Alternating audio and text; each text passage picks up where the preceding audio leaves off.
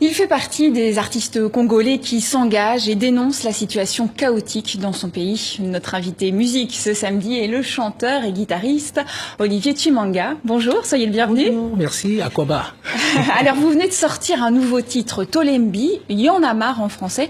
Je vous propose que l'on écoute sans plus attendre un extrait de cette chanson.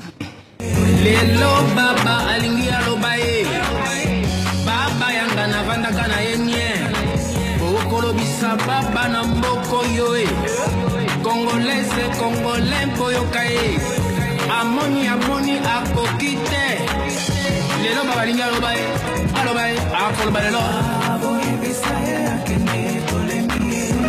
bisaye akende mboke kufi bandeko Mboke komi solo ya bimpuka Alors avec cette chanson, vous appelez clairement le peuple congolais à se soulever?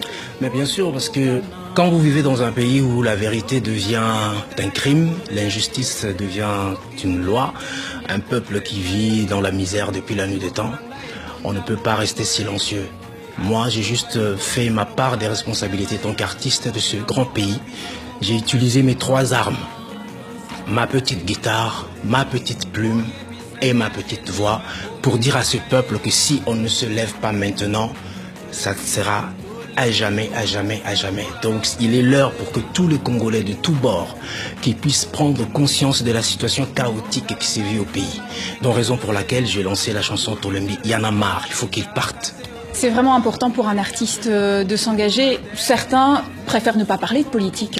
Oui, moi je suis apolitique. Mais quelque part, je suis le Picasso de la nation, le Picasso de mon peuple.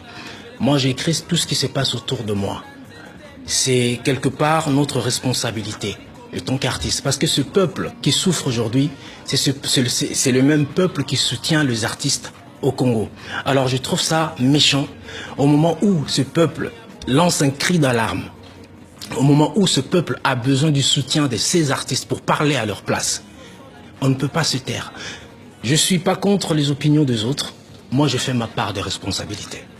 Vous ne vivez pas en République démocratique du Congo. Est-ce que les artistes qui y vivent peuvent se permettre d'écrire de telles chansons? Je vis au Congo.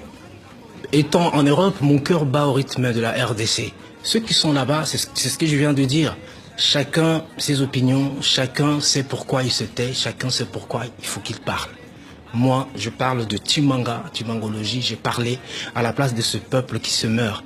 À la place de ce peuple qui souffre depuis la nuit des temps, il est temps que le Congolais se lève, qu'on soit debout comme un seul homme, pour mettre dehors tous ces tortionnaires-là qui font en sorte que le mécanisme du développement de mon peuple soit bafoué. Vous avez déjà reçu des menaces suite à cette chanson? Bien sûr. D'ailleurs, la chanson a été piratée. Et avant la sortie officielle, ce qui a fait qu'il y a eu un buzz vraiment incroyable. J'ai dit un grand merci à tout le peuple congolais qui ont reçu cette chanson, qui ont partagé la chanson. Oui, il y a des menaces, c'est tout ce qu'ils savent faire, c'est menacer quand il y a une vérité en face et ils n'arrivent pas.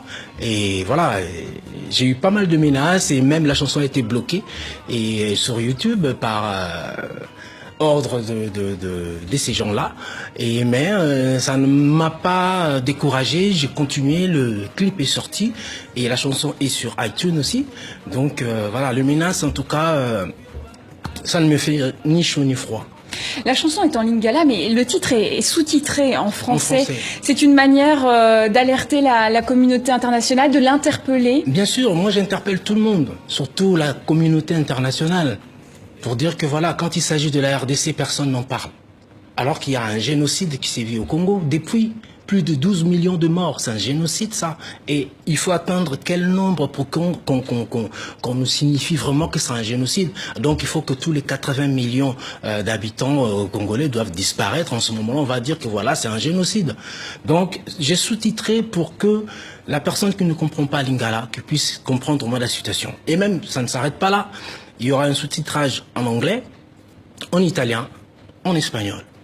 Je vous propose que l'on écoute maintenant un extrait de Roots Révolution, un autre titre qui est tout aussi engagé.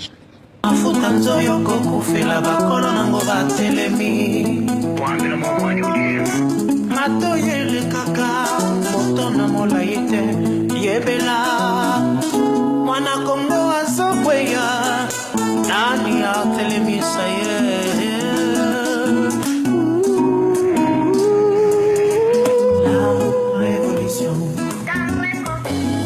Un changement de dirigeant au Congo serait-il suffisant pour résoudre tous les problèmes auxquels la population est confrontée? Oui, moi je pense qu'actuellement, notre seul obstacle, c'est le président actuel, c'est Kabila.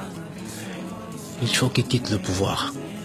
Je pense que si ce régime partait, il y aura d'apaisement. Et en ce moment-là, les Congolais, le vrai fils digne de ce pays, pourront se mettre en place pour choisir la meilleure personne qui peut diriger. On est plus de 80 millions d'habitants. Vous pensez qu'il n'y a pas de gens capables pour diriger ce grand pays? Une femme peut-être? Mais bien sûr. Une femme peut-être peut diriger le Congo, mais à condition que le peuple congolais vive comme il se doit. Quelques minutes avant cette interview, vous avez enregistré pour nous la chanson Mokili. Eh bien, on la découvre tout de suite. Mokili ya Yahweh bonini otindama Bongo Esomoe Basusu balia na mesa Basusu na nkasa o Kuna bakongwenye mwana Congo. Et l'intégralité de ce bonus est évidemment à retrouver sur la page Facebook du journal Afrique. Un dernier mot, vous comptez continuer à mener des actions engagées, d'autres chansons prévues? Il y a plusieurs chansons qui vont arriver. Je demande à tout le peuple congolais, Congolaises et Congolais de se mettre debout. Merci. Merci à vous, Merci Olivier beaucoup. Chimanga.